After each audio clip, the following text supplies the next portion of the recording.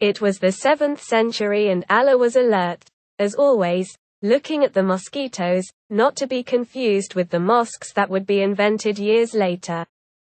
So he was bored and it occurred to him to go down to earth to see how things are going. At this he goes and discovers that his Islamic Bible, which he had been writing for 4,000 years or more, it was totally falsified. Upon seeing it, he was imprisoned with anger, seeing that his staunch enemy Satan had falsified his entire book, being smarter than him, and letting him like a fool. Then he remembered that he had sent his Islamic Messiah, named Isa, and he went to ask him for an explanation, because he was already back in the Islamic heaven.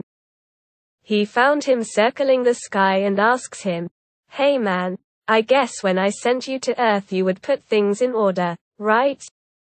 And Isa answers, I just went to have one distraction and drink some wine with my friends.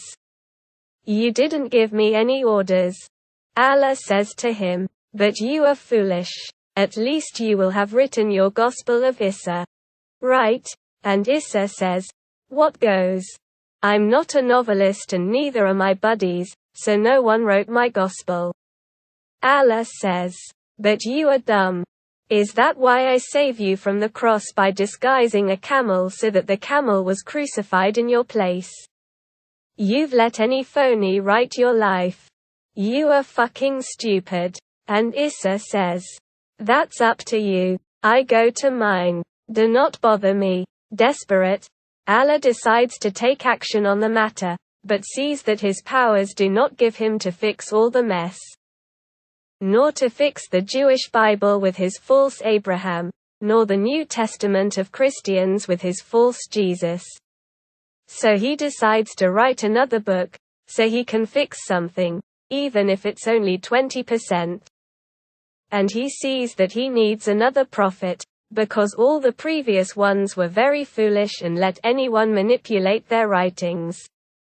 Allah needs someone manageable, preferably illiterate, and the best he found was Muhammad in Arabia, a raging ignorant merchant, but with a good sword, caravan raider, and capable of defending his new book with a sword so that no one manipulates it.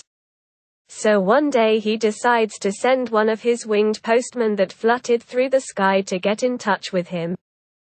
With the Muhammad, but without scaring him too much, trying don't make him into a spasm. And the angel appears to Muhammad who, believing that he was a giant fly, tries to flee. But the angel doesn't let him and forces him to listen.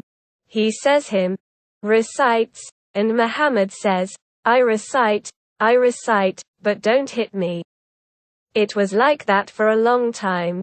When Muhammad told what he hears, many people laughed hearing what the angel recited to him, but for a short time because Muhammad killed everyone who laughed at him.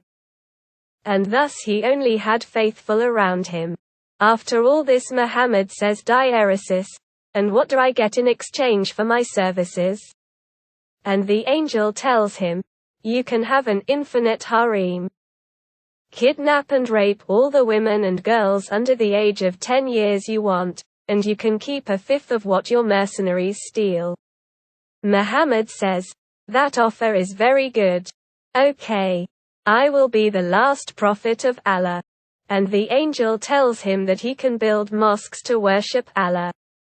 However, Muhammad still has some doubts. What do I say about the cross of the Messiah? How many times do I pray each day? And the angel tells him, say that Isa was not crucified, but without further explanation, that if people find out that there was a camel on the cross, Allah would be the laughing stock at the universe. And prays 5 times a day, that 3 are few and 7 are many. So come on, to make war here and there, and have a good time murdering and stealing and violating. And above all, let no one change the book from Allah, who is already quite pissed off. And thus it was that Islam was born. With this story, who can resist the allure of Islam?